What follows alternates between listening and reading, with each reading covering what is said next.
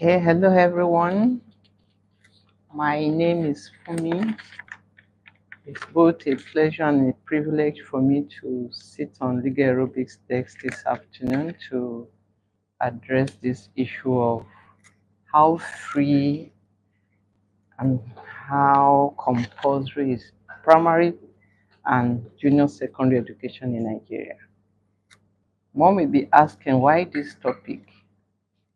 Have you taken a trip recently around our states, our highways, marketplaces, our streets? They are littered with school children roaming the streets, selling, hawking, doing one thing or the other during school hours. And the statistic is staggering. When we say there are millions, you may be wondering, how do we know? If you take a look at UNICEF statistics, we are told that there are over 10 million Nigerian school-age children, primary school-age children, who are not attending school. More than 8 million are not attending junior secondary school. And this is regarded kind of about, this is apart from the countless number of who drop out of schools. And also, we keep wondering, do we have a law in this country that regulates both primary and junior secondary education? We take a look at our constitution and other laws that have been made by both the national and state assemblies. And so that is the basis of our discussion this afternoon. So once again, I welcome you to join us in this discussion. So we'll be looking at what the law says. First of all, we want to look at the constitutional provision, which is the basis of all the laws that we have in Nigeria. If you take a look at the constitution makes it a state policy to provide quality education for all of Nigerian students, children that reside in Nigeria. In fact, if you look at section 18, verse 1, you look at the second schedule to the Constitution, item 30 of part 2, you will see the mandate and section 4 given to both the National and State Assembly to make laws for the good government of Nigeria and also to regulate education, both primary and vocational education. Based on this constitutional mandate, both the state, National Assembly and state assemblies have made several laws to regulate primary and secondary education. One of such laws is the Child Rights Act of 2003. We also have the Compulsory Free Universal Basic Education. Both of these laws state that primary education is not just compulsory, it is mandatory for every children that lives in Nigeria. Not just primary education, up to junior secondary schools. And if that is the case, the question is, why do we have so many of our students off the school during school hours? Is there something wrong with the law? What is responsible for this national, I don't know what to call it, whether it is a national tragedy? It is so tragic because personally I'm a product of government school. I attended free education right from primary school, even up to university level. If there were no primary school education that are free, some of us would not be able to attend school. And so when we see students who ordinarily should be in school roaming the street, it is really heartbreaking. Because one cannot overemphasize the importance of education, especially primary education, to both individual development and nation building. It equips students and children with cognitive skills that help them to become somebody in the future and also help them to contribute their quota to the society in which they live in. So when this is lacking, we cannot but say that Nigerians, we are breeding future problems for our country. And so we want to look at these laws. What does the law say? I've mentioned 3 of these laws, and now we want to look at the Child Rights Act, for example. Section 15 of Child Rights actually provides that it is both a right, it is the right of every Nigerian children to receive quality education. It is not just a right, it is compulsory.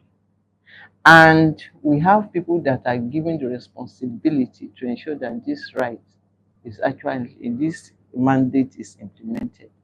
We have those whom the law get to refer to as educational stakeholders. We have parents. Parents are mandated to ensure that their children and wards are given quality education. The government is mandated to make these provisions, to make classrooms available, to make quality education available. Educational stakeholders are enjoined to ensure that these mandates are carried out. The law did not stop at that. We even have courts. Magistrate courts are mandated to ensure that this aspect of the law is enforced. Then what is the problem? Why is it there is so much laxity in both the implementation and enforcement of this law? That is the question that each and every one of us should answer. It has been said many times that the problem we have in Nigeria is not that there are no laws, but the major problem we have is both the enforcement and implementations of the law, even though the laws are inadequate. But the problem we have is enforcing and implementing even those that are available. For example, nobody, I don't think it has happened before that any parent has been arrested or prosecuted for not allowing their children to go to school when they are supposed to be in school. Police will see children, school-age children, during the daytime and look the other way. Educational institution, local government officials, everybody are not concerned. And yet, the law says it is mandatory for this student to be in school. And so, we have been saying it, legal rubric has been drumming it. Obedience to the law does not just protect your life, it gives you a better quality of life. Obedience to the law makes it possible for people to live a life that will give them the leverage they have to become an important person in the society. And so, I would want to enjoin each and every one of us to take a closely look at these laws and to see where we can come in to assist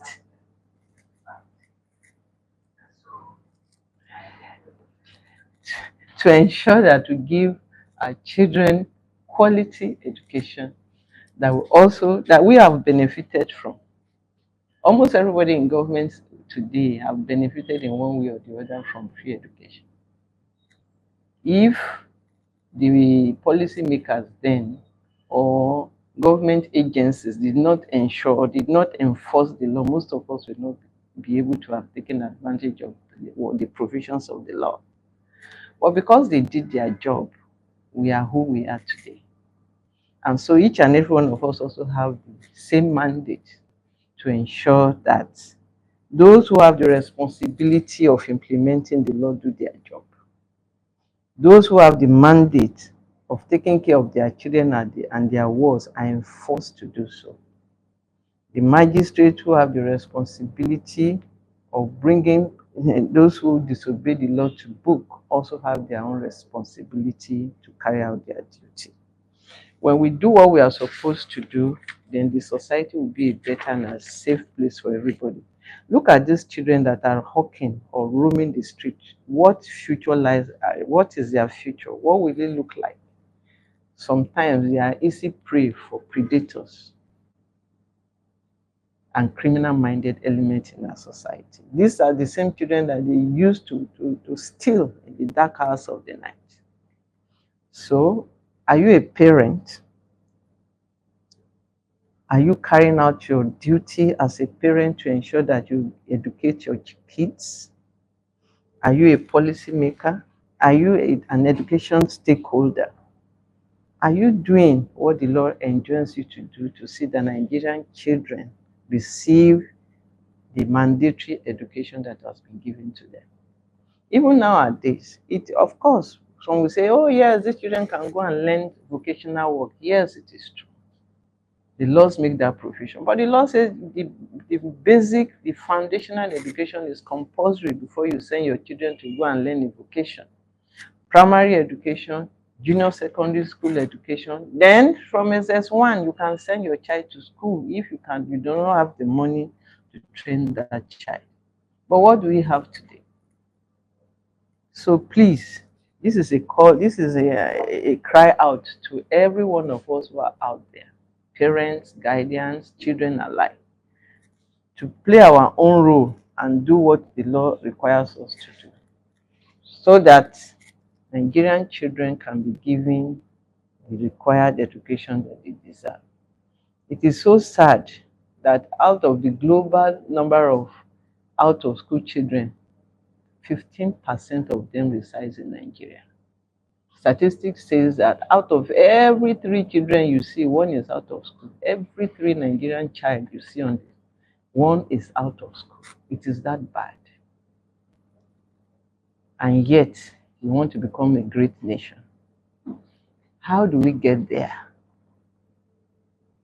So this afternoon, we invite everybody to contribute to this discussion.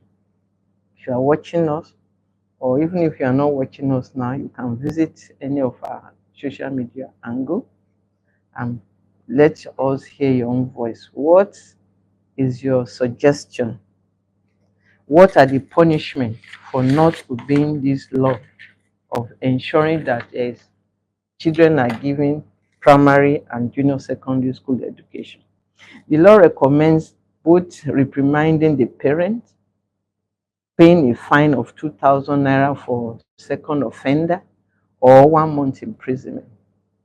For subsequent offenses, the law recommends 5,000 naira fine or 2 months imprisonment. Looking at it, we can say that this law itself is inadequate because it is easier to pay 2,000 naira and allow a child to go and hawk and make more money than to send the child to school. So our lawmakers, we need to review this law. Is this punishment adequate? Punishment is supposed to serve as a deterrent to committing an offense. But when the punishment itself has no any legal effect or any punitive effect on the offenders, how would they obey the law? So there are so many things wrong with our legal system. There should be adequate and timely review of our laws so that punishment that are outdated can be updated. So instead of sending parents to prison, for example, do we consider community service? Instead of asking a parent to pay 2,000 naira for not allowing a child to go to school, can we look at a stiffer punishment? Maybe 200,000 naira.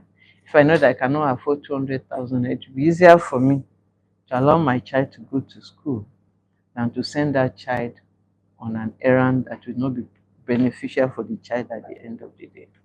These are some of the things that we need to look at as a nation, as parents, as policymakers, as government agencies, given responsibility to carry out a duty. When we do our duty, then the society will be better off for it.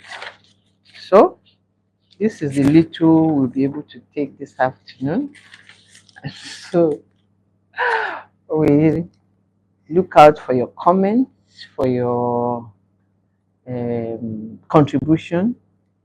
You can visit any of Legal Aerobics either on the Facebook, on the YouTube, or on the TikTok.